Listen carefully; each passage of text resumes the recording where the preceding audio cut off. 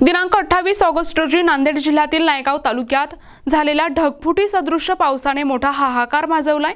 अचानक झालेल्या या पावसाने नायगाव जवळील नदीला पूर येऊन पुराचे पाणी थेट शहरात शिरले। त्यामुळे अनेक व्यापारी आणि शेतकऱ्यांचे कोट्यवधी रुपयांचे नुकसान झाले आहे। यामध्ये प्रामुख्याने कापड व्यापारी श्रीराम सावकार मद्रेवार यांच्या दुकानात पाणी शिरून लाखो रुपयांचे नुकसान झाले।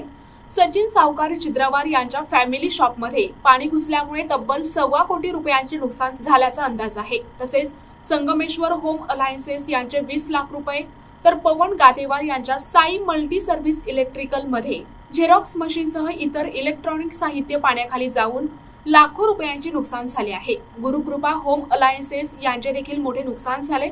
शेतकऱ्यांसह व्यापारी वर्गाचे करोडो रुपयांचे नुकसान झाल्यामुळे प्रशासनाने तातडीने पंचनामे करून नुकसानग्रस्त व्यावसायिकांना आणि शेतकऱ्यांना भरपाई द्यावी अशी मागणी जोर धरत आहे।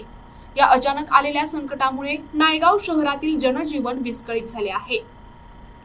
मी गजानन चित्रवार, आमच्या फॅमिली शॉपमध्ये काल झालेला भरपूर पाऊस होता। संततधार पावसामुळे पाणी रस्त्यालगतचे आणि बाजूलाच नदी आहे, नदीला पण भरपूर पूर आला होता। त्यामुळे पूर्ण दुकानामध्ये खाली अंडरग्राउंड मध्ये पाणी भरपूर आले आणि त्या पाण्याला आपण काही थांबवू शकलो नाही ह्या परिस्थितीला, आणि ह्या परिस्थितीला आपल्याला सामोरे जावं लागत आहे। तर त्यामुळे आपली भरपूर नुकसान झालेली आहे।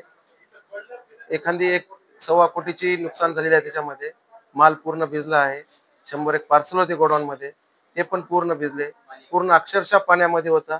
भरपूर प्रयत्न केले माणसांनी आणि आम्ही पाणी काढायचे, ते काय पाणी आम्ही थांबवू शकलो नाही। आणि ह्यामुळे आम्हाला एक कळकळीची विनंती आहे सरकारला की प्रशासनाने येऊन पंचनामा करून घ्यावे, हेच आमचं तात्काळ मध्ये पंचनामे करून घ्यावे। मी संगमनाथ रामराव गंदेवार, माझ्या दुकानचं नाव आहे संगमेश्वर होम अप्लायन्सेस नायगाव बाजार।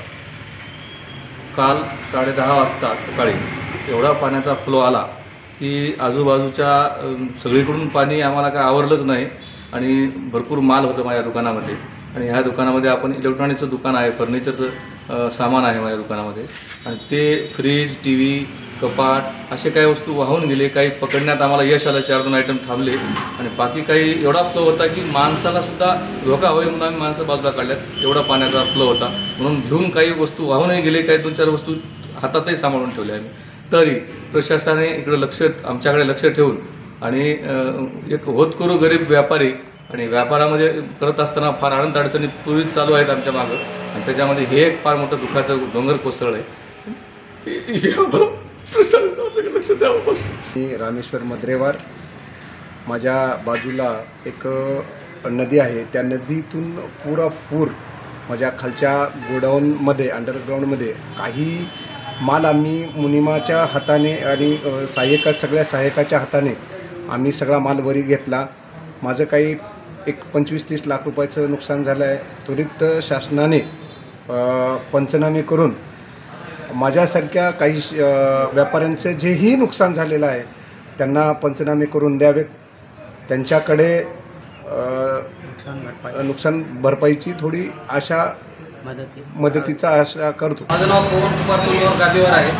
डॉक्टर हेडगेवार चौकमध्ये माझं मल्टी सर्व्हिस ऑफिस आहे। ATM मशीन आहे, जे पैसे काढण्याची मोठी मशीन आहे, व अशा सर्व रेल्वे बुकिंग, विमान बुकिंग सर्व गोष्टी याच्यामध्ये उपलब्ध सुविधा आहेत। तर कालच्या झालेल्या ढगफुटीमुळे प्रचंड पाऊस झाल्यामुळे या नायगाव शहरामध्ये खूप सारं नुकसान झालेलं आहे। आणि खरं म्हणजे व्यापार करणारा जो व्यक्ती असतो त्याचं सर्व जनजीवन त्याच्या व्यापारावर अवलंबून असते, आणि त्या व्यापाराचं नुकसान झाल्याच्यानंतर त्याच्यावर। माझं नाव शंकर नरसिंह कासटवार, गुरुकृपा होम अप्लायन्सेस नायगाव। ही नदीच्या बाजूला असल्यामुळं 43 वर्षात जेवढा पूर आला नाही तेवढा काल पूर आला, आणि आमच्या दुकानामध्ये अंडरग्राऊंडमध्ये पूर्ण 10 फूटपर्यंत पाणी होतं, आणि 15 ते 20 लाख रुपयाचं नुकसान झालेलं आहे।